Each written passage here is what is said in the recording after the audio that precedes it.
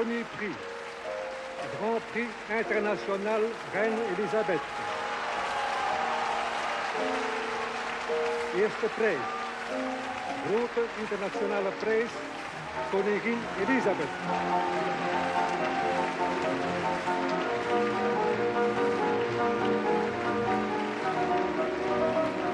Sire, Madame, Mesdames, Mesdemoiselles, Messieurs, le premier lauréat.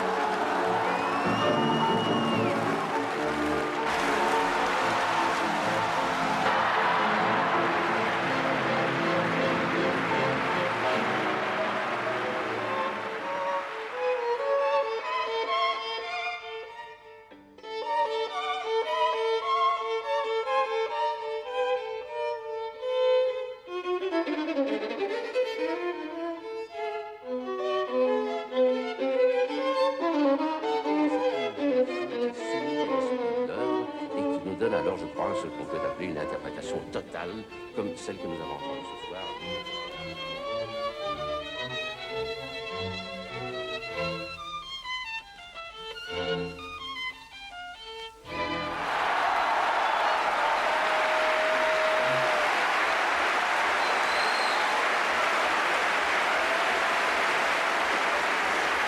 Grand Prix international Reine Elisabeth de Belgique. Médaille de vermeil, 150 000 francs. Eugène Mobilewski.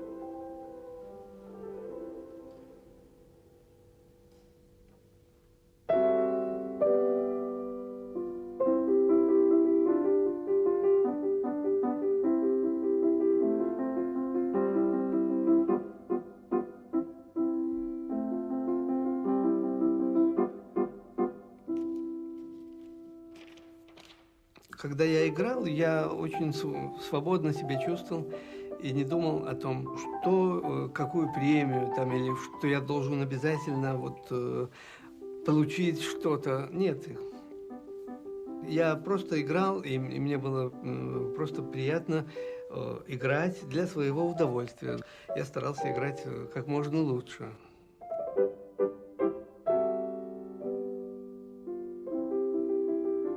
Но вы знаете, я вам должен сказать, что это было неожиданно, что я получил первую премию.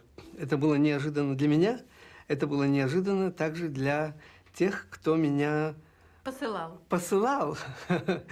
Потому что у нас, в общем, очевидно, был уже сделан выбор того человека, которого хотели видеть лауреатом первой премии, победителем этого конкурса. Это был... Не ты. Не я, но другой. Это не важно, кто это был. А кто это? Но это был пианист, который получил вторую премию, Николай Петров. Это вы знали? Нет, я потом это узнал. Но я ни к чему никакого отношения не имел. Меня это вообще не интересовало. Ну, я должна сказать, извини, пожалуйста, что я, например, это знала. Находясь, не будучи с тобой знакомой, и находясь в другом городе, я жила в Санкт-Петербурге. Николай Петров. Но я знала, что на конкурс в Брюссель едет делегация во главе с другим пианистом, который получил первую премию впоследствии. Это все знали, потому что обычно такие вещи, они выстраиваются заранее. Félicitations, Monsieur Petrov, vous êtes le second. Je crois que vous connaissez bien le français. Pouvez-vous demander à Monsieur Mogilevski comment il se sent? Quelles sont ses impressions après cette grande victoire? Какие твои чувства после этого вообще события? Я страшно рад. Это огромное событие в моей жизни. Я даже не могу передать свою радость и счастье. Il dit qu'il est très heureux, que c'est très grand page dans toute sa vie. Мне сказали, и маме моей сказали, что никто не будет встречать, значит, мы не будем встречать. Это Министерство культуры, и тогда министр культуры была Фурцева. И вот Фурцева сказала, мы не будем встречать вашего сына, сами встречайте.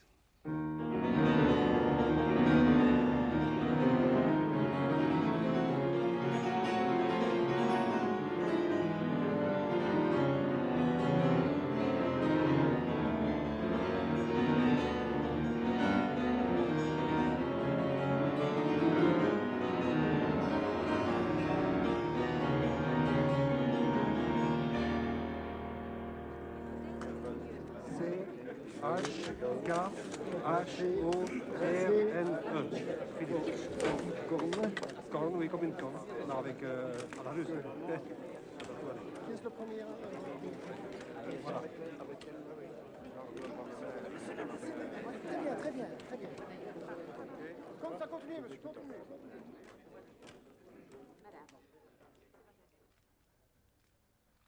Tragedy. No. Can you read it? They're looking for winner? I don't think so. Probably, yeah, could be so, yeah.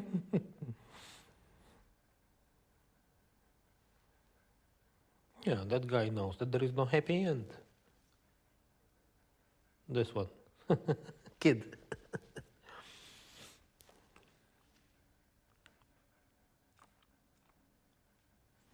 Yeah, there is no grand finale.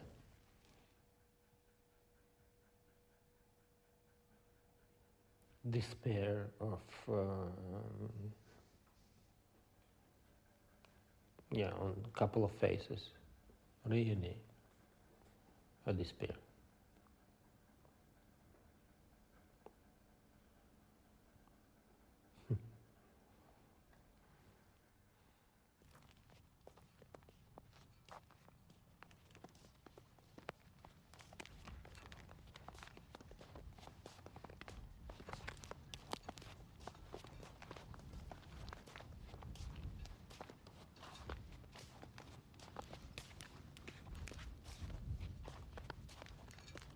I didn't know why I was going there in the first place.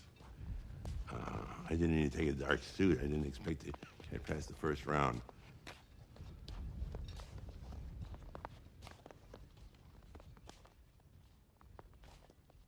I think I just wanted to see where I was in the hierarchy of violinists in the world. I expected not to be anywhere. And that did me a lot of good. You know, to find that I was valid, and for some reason I was afraid of taking the responsibility of being accepted as valid. It was unanimous on the jury. Oistrakh told me.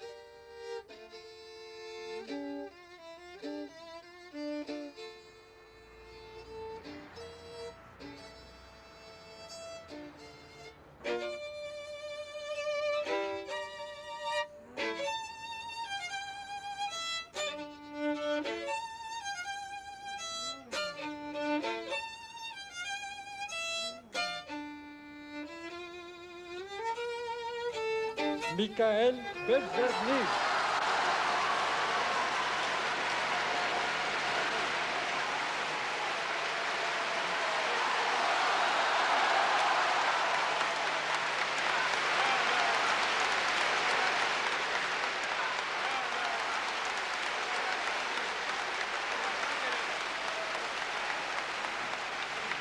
C'est donc Michael Belzernik qui est le premier prix. Ça n'est pas une surprise pour nous, nous vous l'avions laissé pressentir tout à l'heure. C'est un appartement que j'ai loué et qui j'habite officiellement. Appartement avec grand problème avec voisins. Parce que je ne sais pas pourquoi, mais presque tous les voisins détestent la musique classique quand je travaille. Et quand travaille ma femme Olga, c'est-à-dire c'est très dur pour nous. C'est pas possible de travailler normal. Et à partir, par exemple, 5 heures après-midi, je suis absolument handicapé parce que j'ai besoin de travailler et pendant le soir, je ne peux pas se faire. C'est-à-dire, bon, j'ai trouvé cette solution à mon avis. J'ai acheté un très vieux camion, mais très gentil à mon avis. C'est vieux Citroën. Et je travaille ici, mais je suis libre ici. Et quand je travaille, quand je joue, je n'ai pas attendre quelques problèmes parce que ici je suis seul.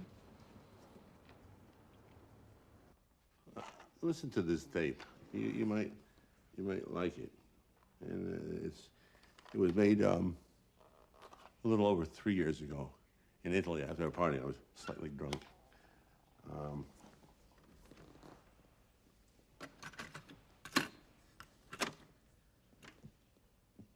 The piece by Van Paradis, I think.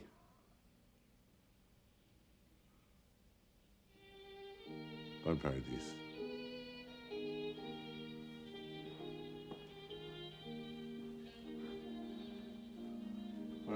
When I was a kid, I always thought it was Van Paradise, but I learned better. It's true.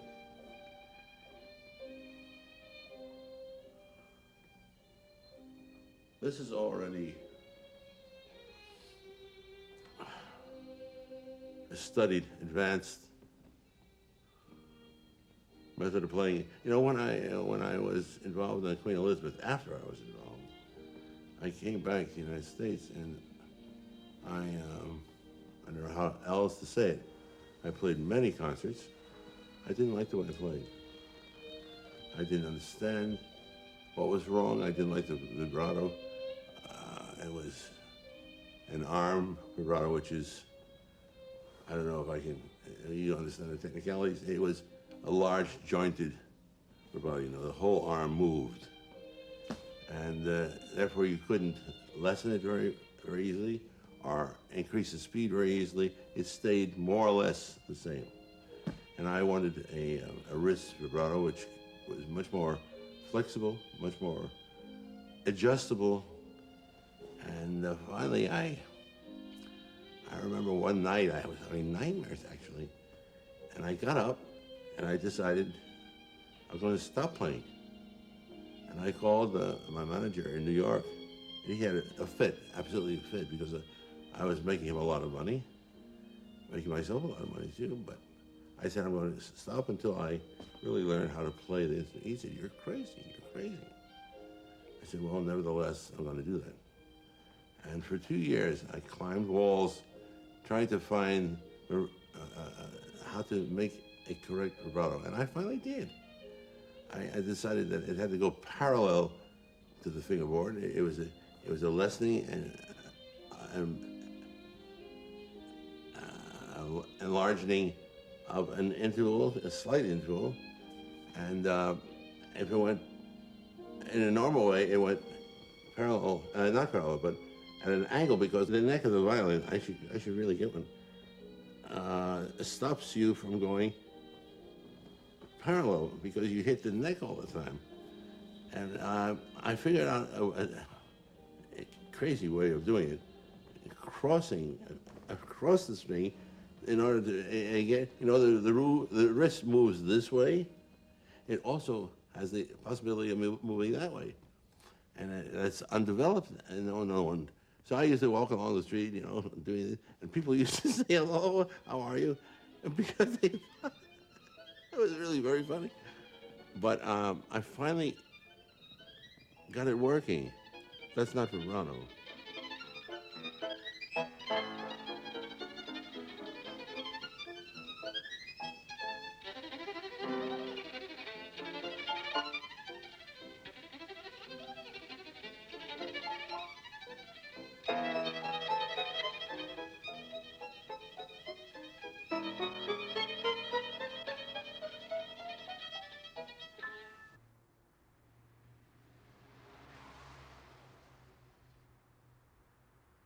When did playing the violin become important to you?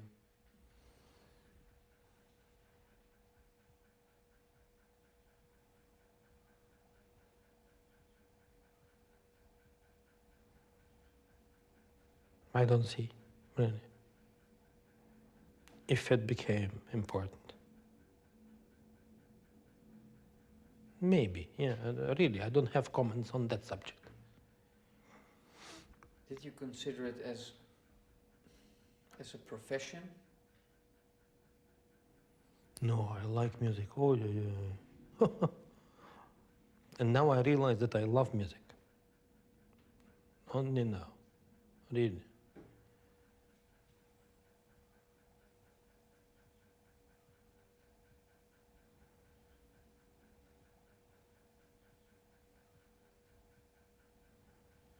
What's really important for you now? What is left, because I have to say that I was seriously ill, that I had suddenly doctors found in my system formation of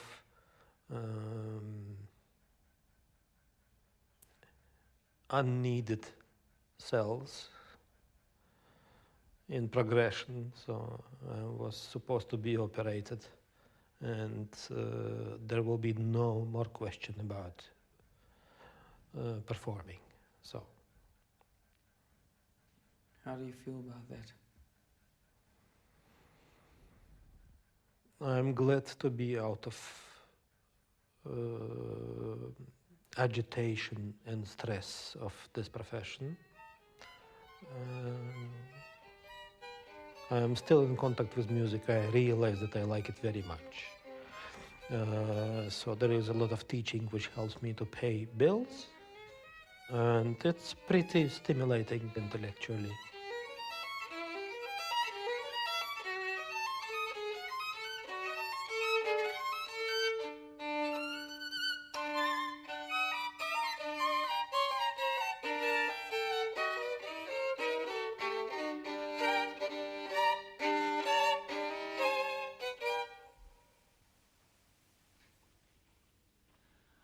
I think Philip Hirschman, for me, was one of the most unbelievable musicians I ever met. Certain quality of almost mystical, hypnotic power that I experienced with him, I don't think I experienced almost with anybody. And it's very sad, of course, to speak about him as a violinist in a past sense.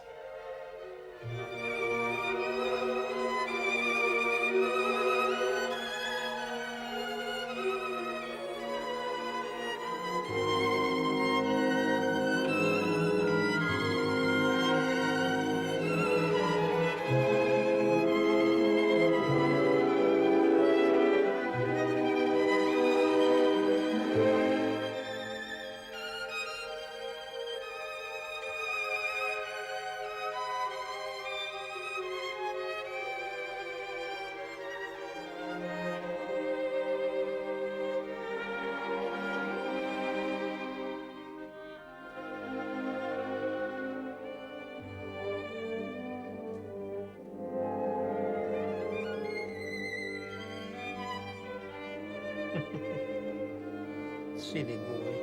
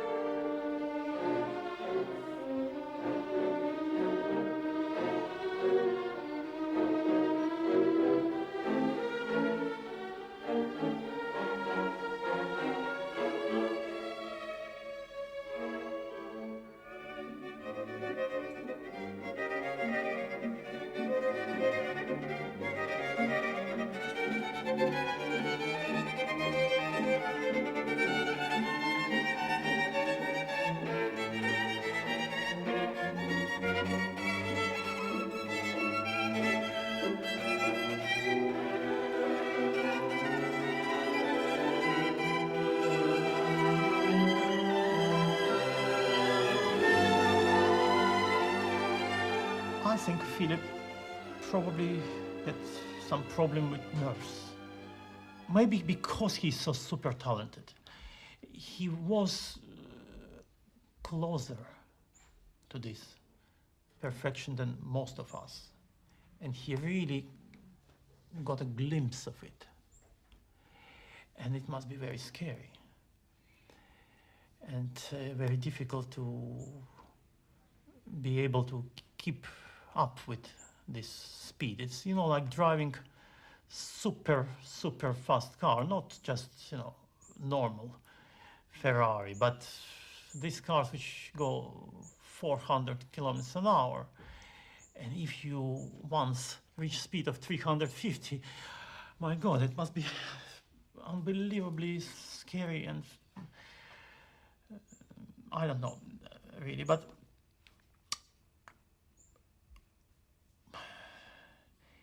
it's this whole question of trying to reach something which is unreachable.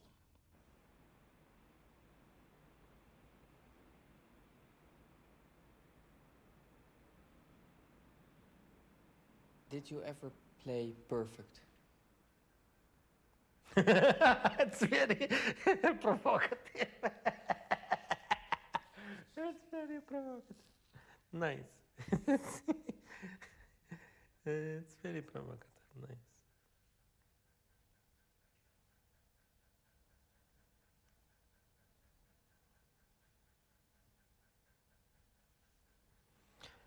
I only think one should look only for attitude, not for the the target.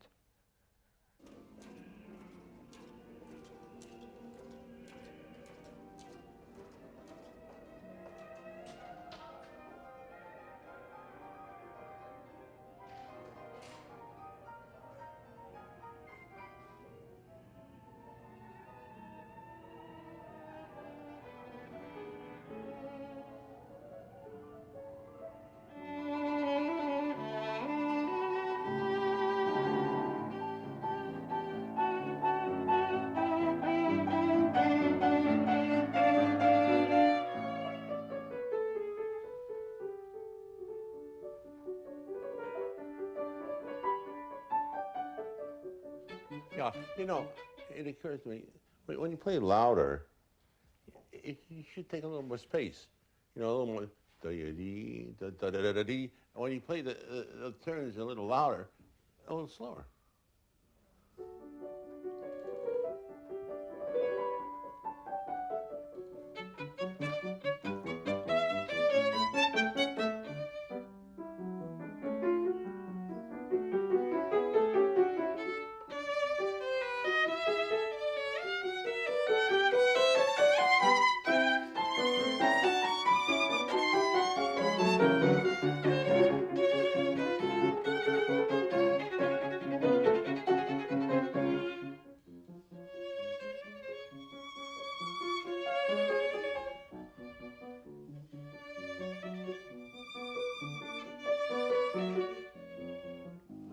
You know, before a subito piano, or a subito forte, or a subito change of dynamic, you should wait a little bit. You can't go dee da da da da da da dee da da da da da dee.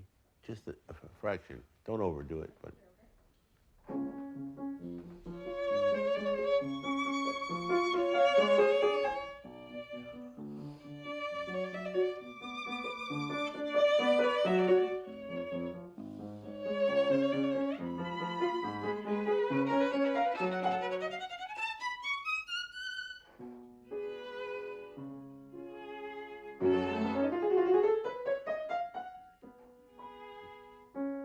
Wait.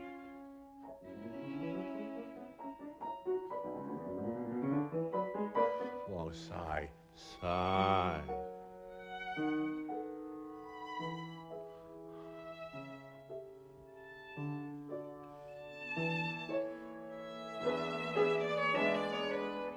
Beautiful.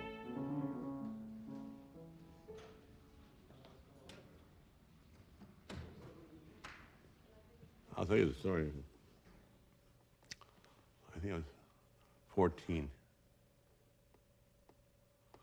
And as I told someone, I had hay behind my ears. You know, I was like a farm boy in musical circles. I didn't know anything. And I studied with this wonderful teacher by the name of Galamian, who lived in this apartment, which there were two on this floor. And the other apartment belonged to a man by the name of Zolotti. And Zolotti was either a nephew or an uncle of Rachmaninoff. And one day I was 14. I was taking a lesson, and Galamian asked me to bring the vocalist of Rachmaninoff in for a lesson. Sure, I brought it in. And I was playing it, and suddenly there was a knock on the door, at which he got furious because he interrupted his lesson. And he went there, and he opened the door quickly, and I was walking, and there was Rachmaninoff standing there. There was this tree trunk. And he didn't say hello, but they knew each other from Russia very well. And he said to Galamian in Russian, "Who's playing my piece?" And Galamian asked him to come in and introduced me to him. I didn't know who he was. What a fool. And he said, "Play, young man." He said, I'll play at the piano. And he played it, and I didn't know who he was, but as I told you, it didn't take long to find out that this was a big gun in music. And we played through the piece, and he said, "Again." And went through it again, and to make a long story short, we went through it 11 times, each time different. You know, he would play differently. And I was very adept at I loved what he was doing. I followed, and by the time it was over, he was crying, tears rolling out of his face. It was very funny. He said, in Russian again, "That's my favorite piece."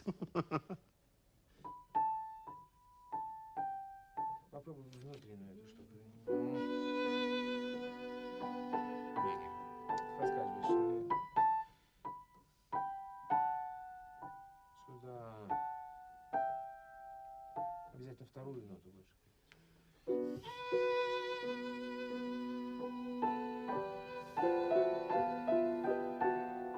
Еще раз можно? Да, не так много.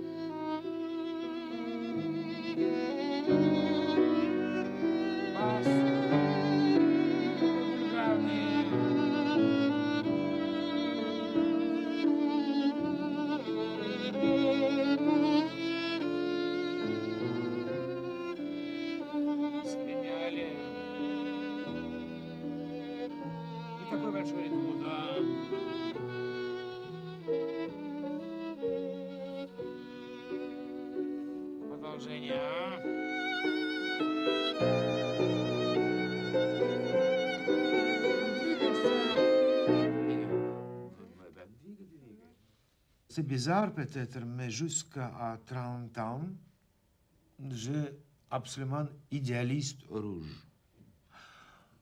Qu'est-ce que c'est idéaliste? Je n'ai jamais communiste officiel, mais j'ai toujours pensé qu'il existe quelques idéaux et c'est pas faute système, c'est faute les jeunes qui réalisaient ce système.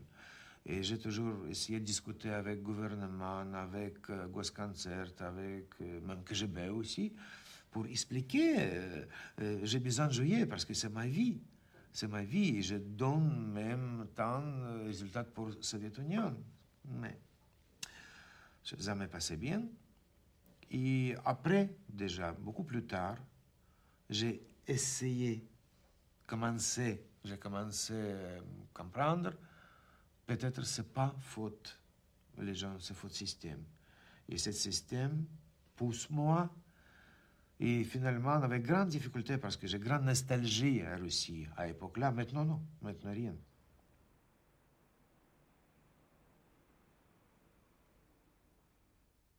Бернард Хайтинг, Шарль Мюнш и много других обращался в Госконцерт с тем, что он хотел меня пригласить, а я об этом ничего не знал, и очевидно, я думаю, что все отвечали, Госконцерт отвечал, что я занят или что я заболел. Ну, словно тебе был такой ярлык, самый страшный в то время, политически неблагонадежен. Это был приговор. Это не ярлык, это приговор. И, конечно, те, кто этот приговор вынесли, уже держали это до конца. Например, вот я должен был поехать с Евгением Светлановым и с оркестром СССР в Англию на большой фестиваль в Эдинбург, в Лондон и в другие города. И уже все я знал, что я должен играть, где, и мне уже купили билет. И в последнюю неделю до отъезда вдруг мне сказали: вы не можете ехать. Хотя там везде, уже в Англии, я был объявлен как солист со Светлановым. Вместо вас поедет Николай Петров и кто-то еще. Ну, это был страшный шок, когда опять подтверждался вот этот жестокий, неумолимый роковой приговор. Ты не имеешь права, ты не выездной, ты неблагонадежен. Но, конечно, я потерял очень много лет, потому что я должен был... Я точно могу сказать, сколько? 20. Самого жаркого, самого зрелого, самого важного и лучшего возраста для артиста. Я потерял это для того, чтобы сделать карьеру. Чтобы меня люди узнали в других странах, но тем не менее я ничего не потерял. Я занимался, я продолжал давать концерты, записывать пластинки. У нас в России, в Москве, играл с самыми лучшими оркестрами, так что я все время был одним из самых играющих, ведущих исполнителей. Большое крещендо. Большое крещендо. Настоящая рахманиновская.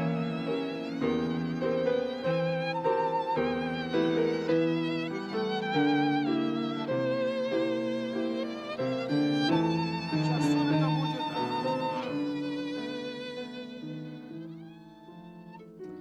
Да не сделала.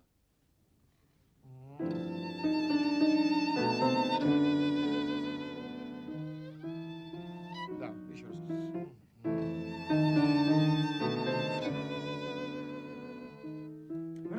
Рано! Так, и не замедлять. Боже мой, еще раз объясняю. Я поняла. Взять позже и не замедлять. Не надо. А, это нужно подготовить.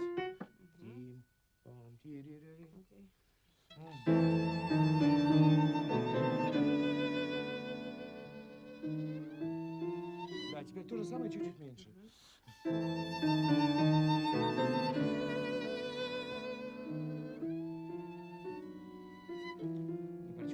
Не почувствовал. За мной, ты можешь чувствовать партнера.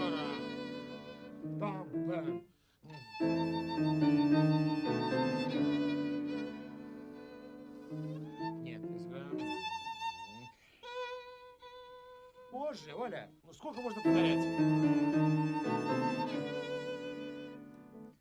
Позже. То я уже опоздала. Значит, нужно еще больше опоздать. Что,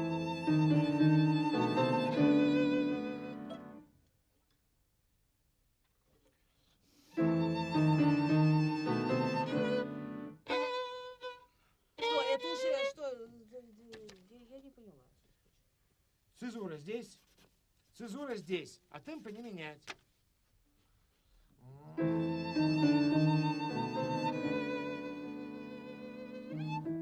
Темпа не менять, Оля, ты же здесь замедляешь. Ты же играешь.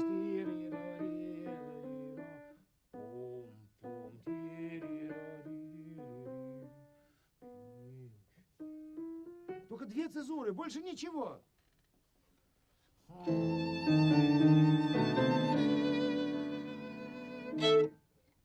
Значит, эти ноты две в темпе.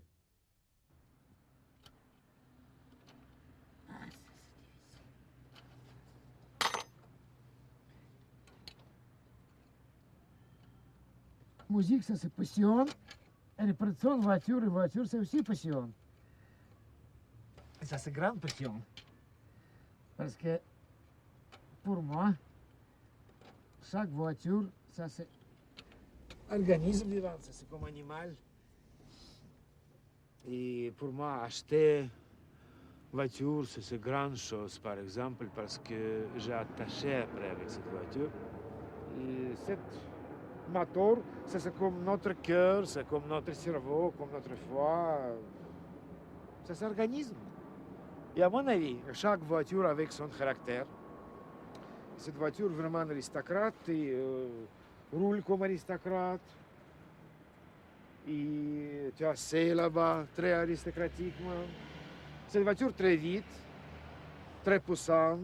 Et l'autre là? Ça, c'est absolument l'autre caractère. Ça, c'est 300 diesel. Ça, c'est voiture très puissante. Et ça, c'est comme bison.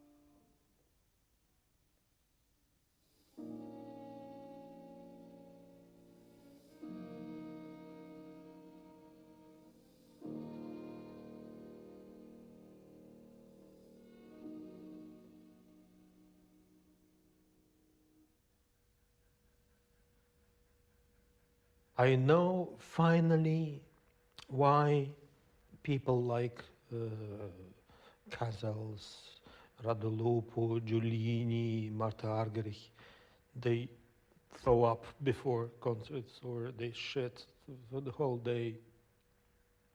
Yeah, Giulini is throwing up. Giulini.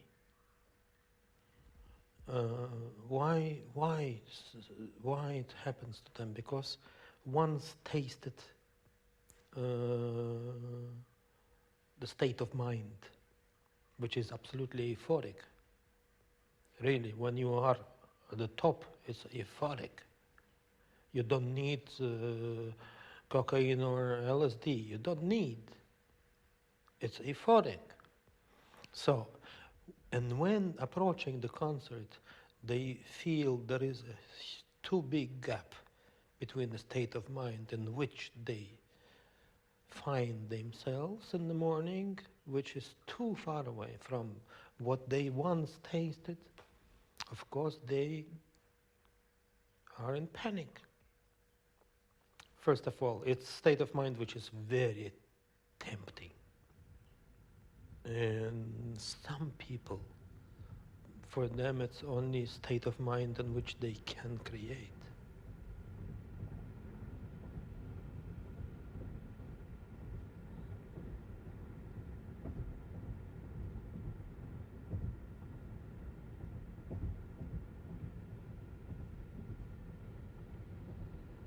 I studied with Percy when I was 6, who was a teacher of Menuhin and Ricci and a lot of others.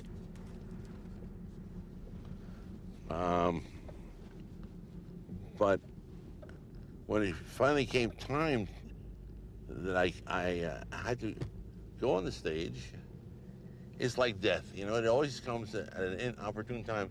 You never get used to it. You walk out on the stage and you get very frightened because it's a completely different viewpoint. You're exposed to many eyes, all ears, and very closely examined. And this is a very uncomfortable feeling, and it takes time to get used to it.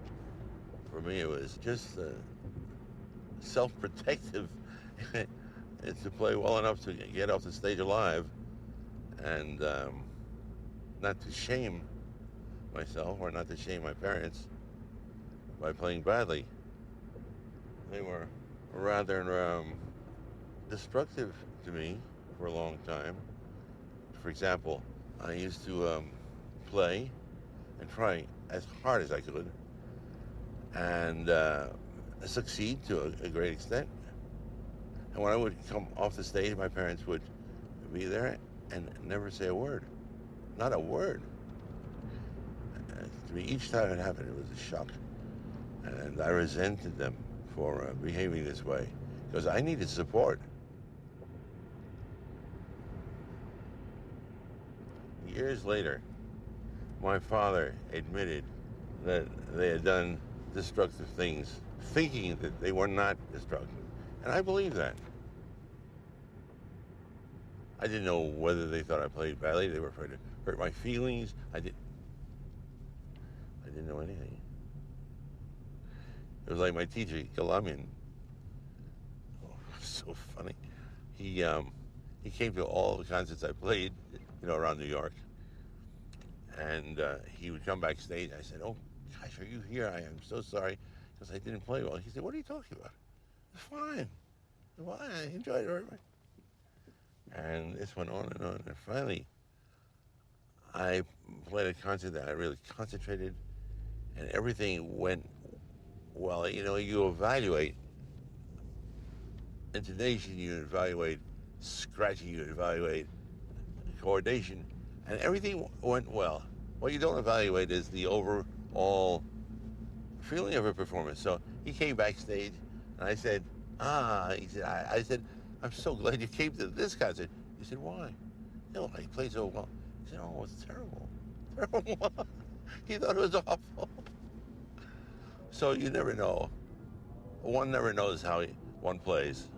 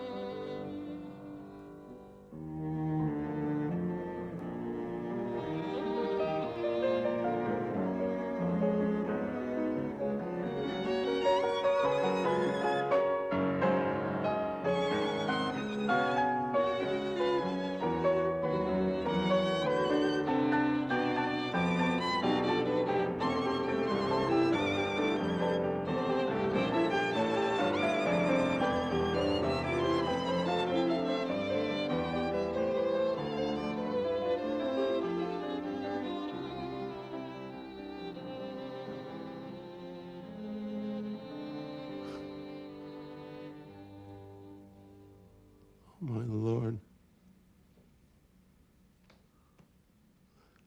Well, that was I don't know why Quatico was always rubbing my neck.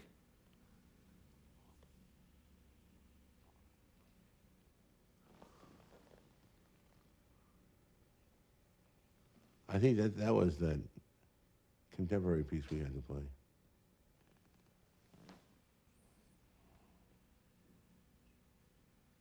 It's a terrible shock that I'd won it, because I didn't think that I had a chance. You still got the medal? Someplace? Where? I don't know. I think probably in one of those drawers over there. You want to see it? I don't know.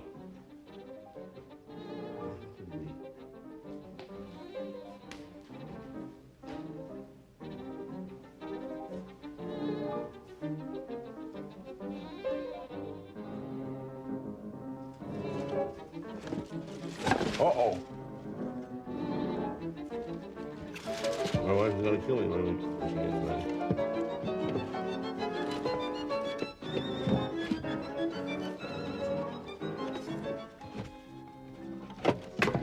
Oh my God, very, very valuable thing. No, this is not it.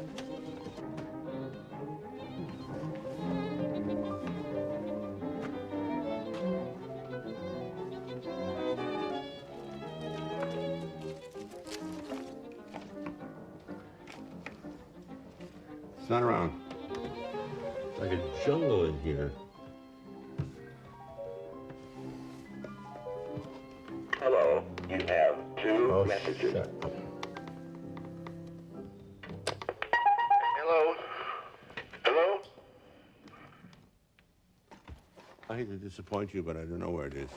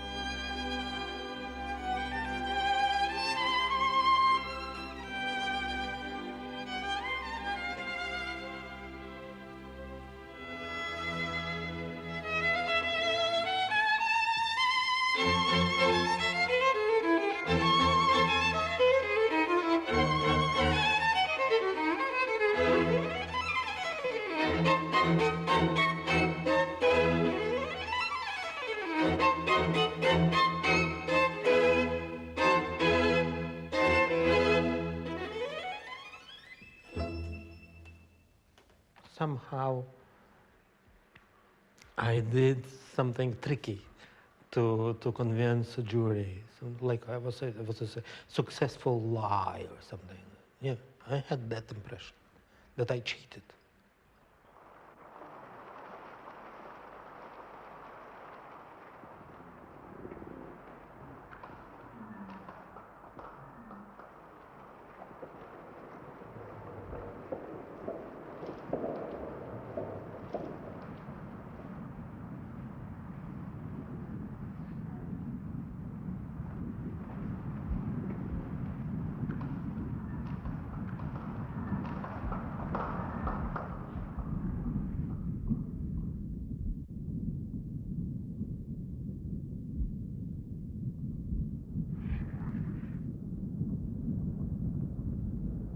It's a lottery. There are sitting 12 old men with cultural backgrounds, such a differentiation. One is from Ukraine. His ideal is aesthetics of Ukraine of 1950, and the other one spent whole life in Paris. So there should be a difference. Philippe Hirschhorn.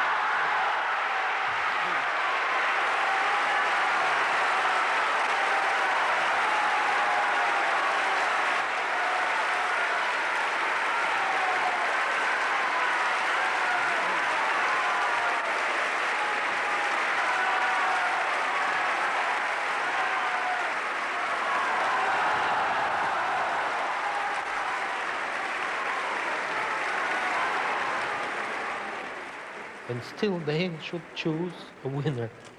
That's a lottery. And it depends what they were eating in the morning and to what extent they were constipated, 12 old men.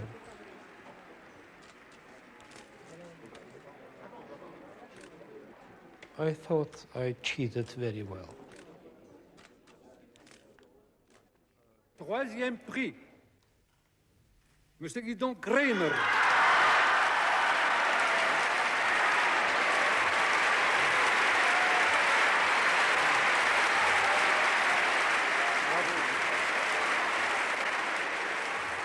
In 1967, I envied Philip because I was striving for victory and I didn't get it. Even everyone around me thought to get the third prize.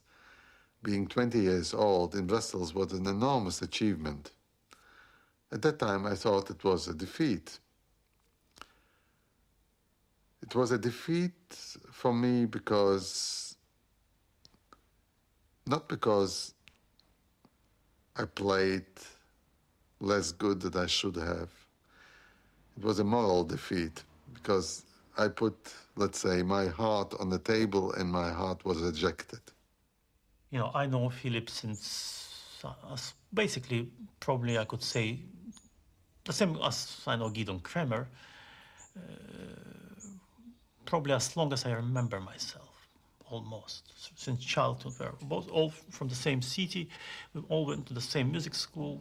With Philip, we studied together in Leningrad, St. Petersburg, before I moved to Moscow Conservatory, where I studied together with Guidon as well. And Philip studied in Leningrad, not in Moscow.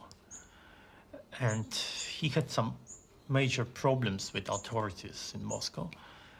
And he certainly didn't have any help in this jury, to put it mildly. I would say then probably quite the other way around. With all my respect and admiration to late David Oistrakh, who was one of the greatest musicians of all times, don't misunderstand me, he certainly did everything to help his students. Stoika Milanova, who got second prize, and Guidon Kremer, who got third prize. And I'm sure he didn't try to help Philip Hirschhorn. Quite the opposite, probably. Did you feel he deserved to win?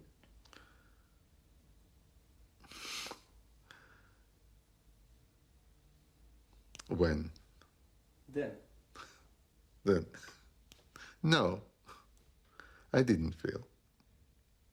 At that time, I was quite upset. Even, I have to admit, that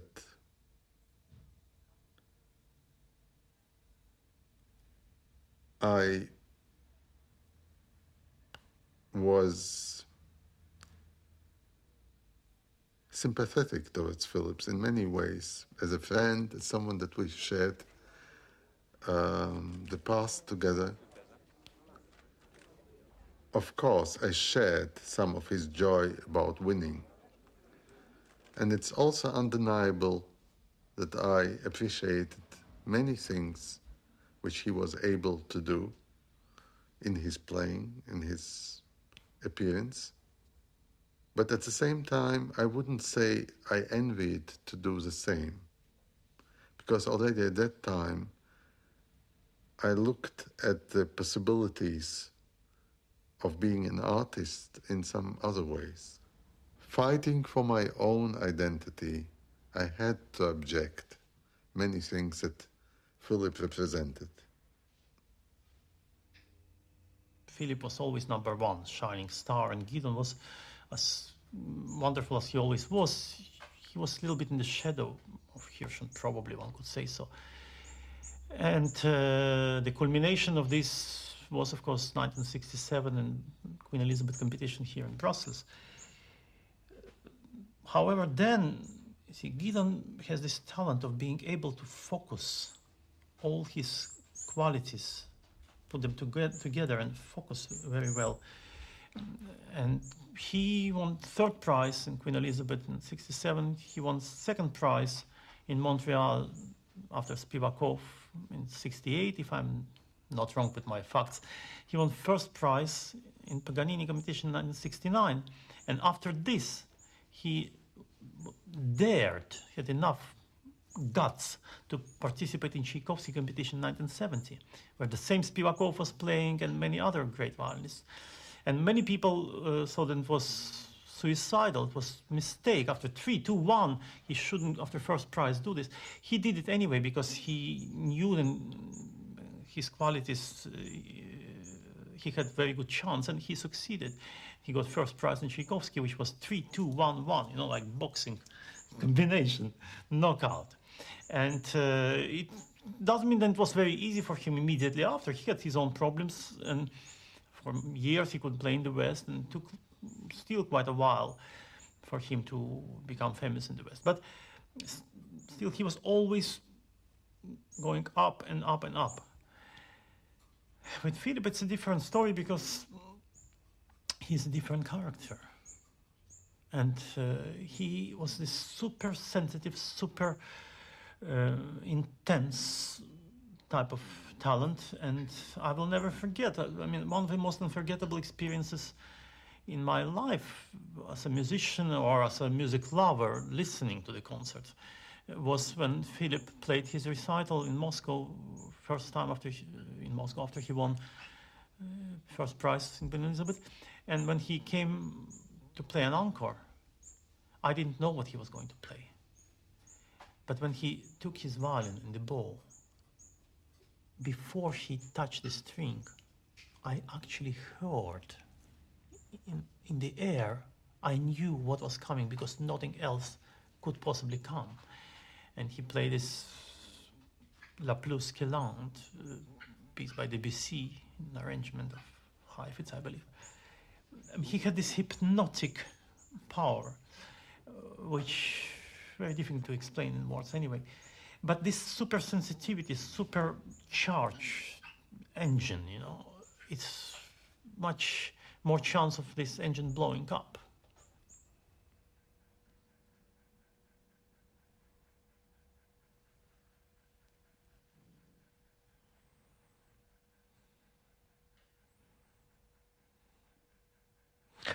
So, when you are sort of on a level, you see things, you see how they are related, you feel things, you feel how those things are related.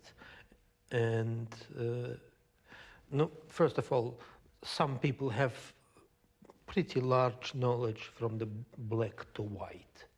So the death and life, let's call it very big words, shit. So, and all the subjects in between. You see what all musicians are supposed to shout about and tell about, or poets. So, and suddenly you see only half of it, and it's pity. Or, yeah, I never pretended to see all of it, but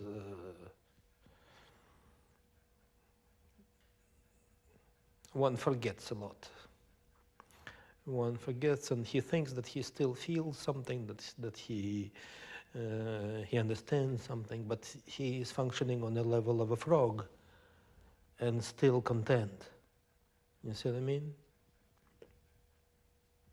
So, and then it means that you are not alert anymore of a danger. So, and then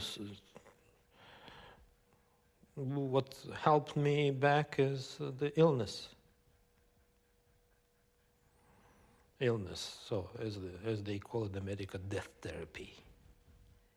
This was a therapy, all right. So, and suddenly the mess was cleaned up a little bit.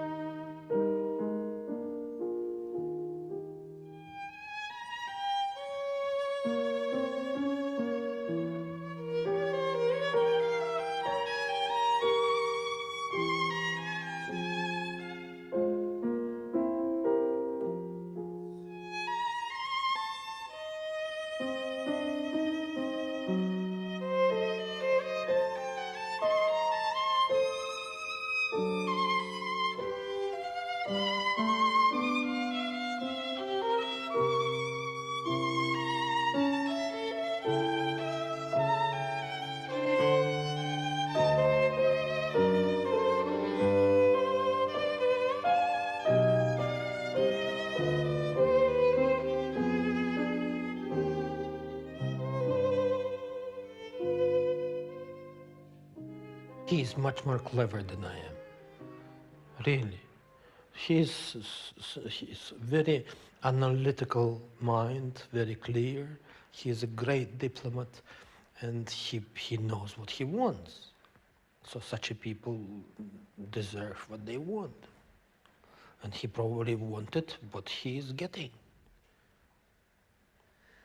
So now, do you know what the ingredients are for a successful career? You get leading into dangerous area, danger area.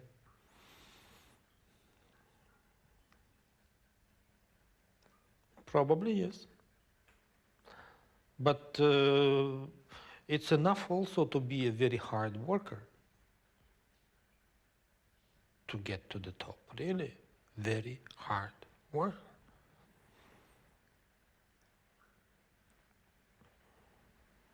What else?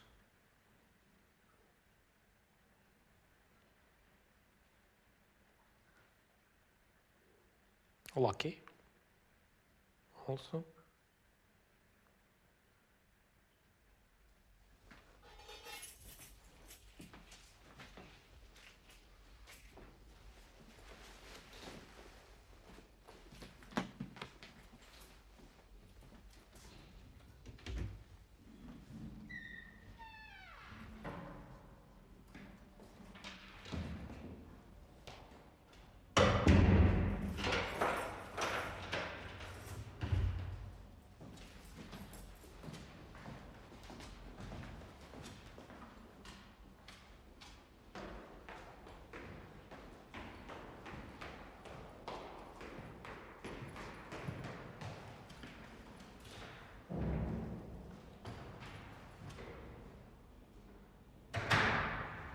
Je vais voir maintenant une personne très importante, très grand manager américain qui travaille dans Columbia Artist Management. Il est vice-président de Columbia Artist Management in New York. C'est Monsieur Lawrence Tucker. How are you? Good to see you. Good to see you. Children, good? Yes. And your wife? Thank you. My wife works now in conservatory. Okay. I just was on the phone with Kay Maisky. Ah. She said to say hello. C'est parfait.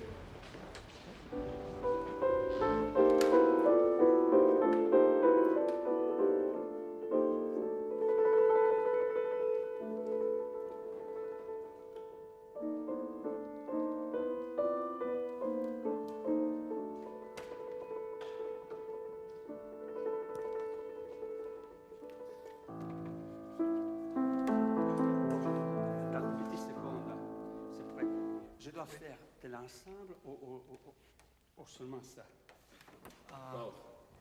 Oui, comme cadrage. I want, no, say. Oui. Some like this, some like this, Comme ça. some back there. Here not enough Light. light. Okay, then some from here. Some from up there.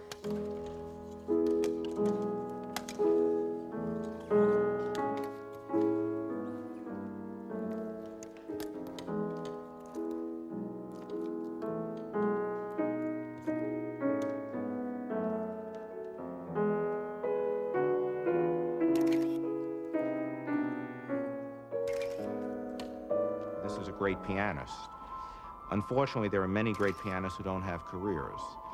He, I think, has a good chance because there's something unusual about his playing. He's Russian, but he does not really approach the music as traditional Russian. Maybe that's from his years of living in the West, I don't know, but he's, that I think helps. One of the factors working against him is the fact that now that the Iron Curtain has broken down, there is a free exchange of Eastern and Western artists. And while a Russian artist used to be a great novelty in the West, now they compete against each other.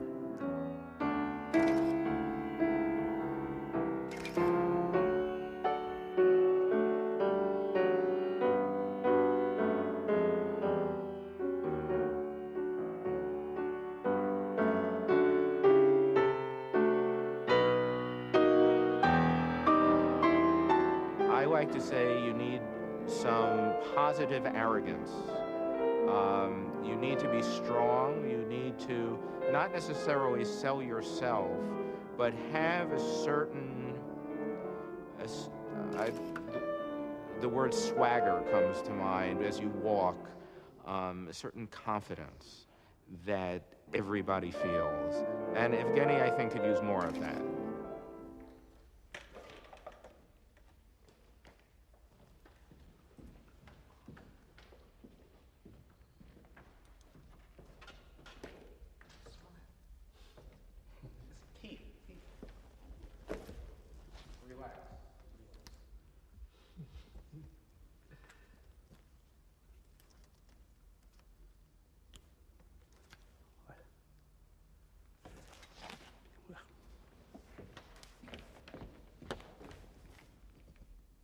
Good. OK. But character. Il faut diriger. Fine. Oui. Character. Smile. Come on. Laugh. Ha ha ha ha ha. There.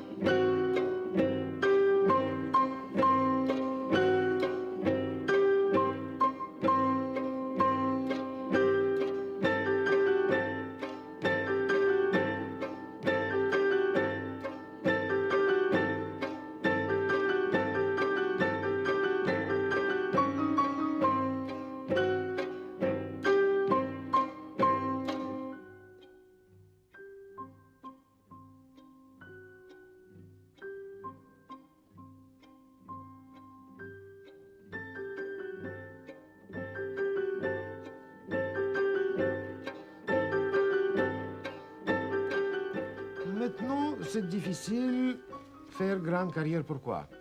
Parce que propriétaire, ça c'est maison de disques maintenant, c'est pas déjà impresario. Impresario, c'est pas comme Sol Jurek, par exemple, à l'époque, qui est grand amateur de musique, et pas impresario, les Beatles, qui après mort parce que c'est tragédie perdue, Lennon, par exemple.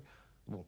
Maintenant, impresario, c'est personne très commerce, c'est marchand, qui prend leur équipe, qui gagne argent pour ça, et c'est quelqu'un qui doit très bizarre entrer à cette équipe, ce n'est pas nécessaire parce que cet génie, par exemple, casse niveau équipe.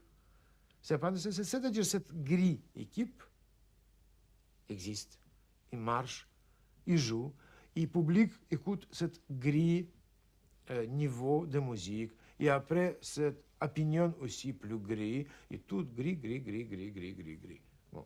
C'est peut-être pas très tragique comme j'explique, mais à mon avis, individualité, parce que Chrysler, Isaïe, Gorovitz, Rachmaninov, Chalyapin, c'est musiciens, chaque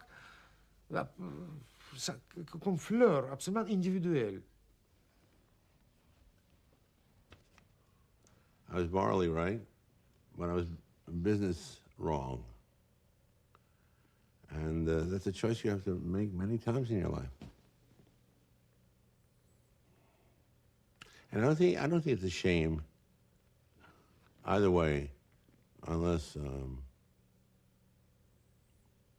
it's big thing. I don't think it's a shame. It depends on how hungry you are to make recordings, and the fact that you know that you're hungry to make recordings, and you play the game, which I hate, but at certain points, I should have done it. What kind of game is it?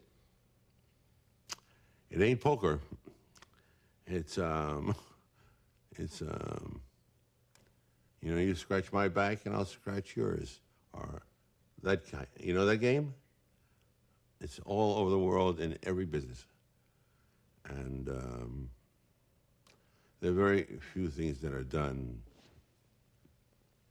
gratuitously, you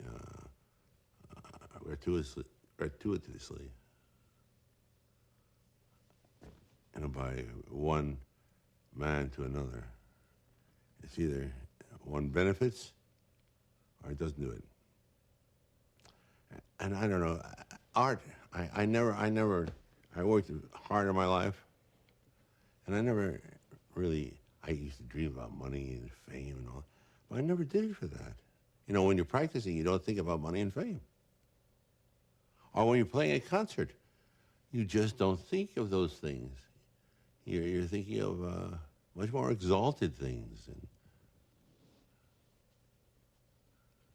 I think it'd be crazy not to think of those things, but they're small. They're compared to the pleasure one can derive from music, very small.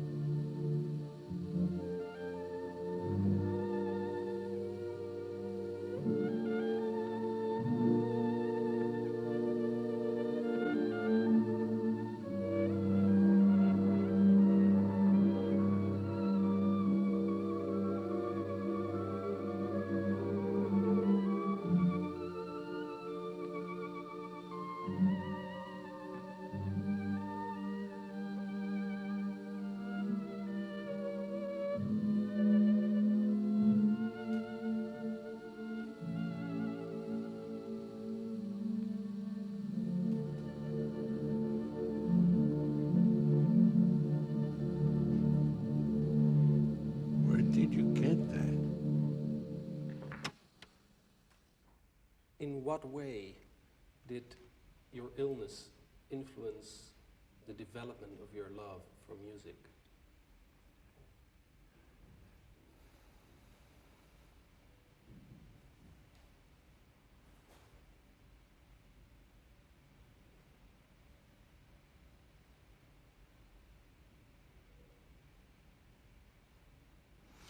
No, somewhere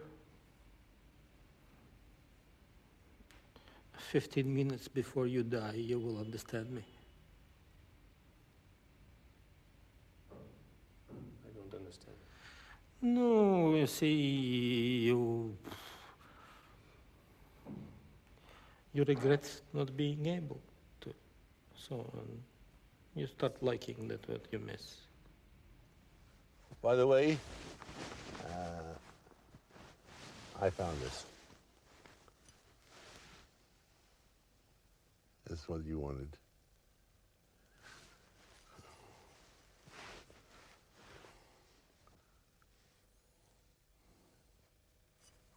Funny, the piece of metal can mean so much.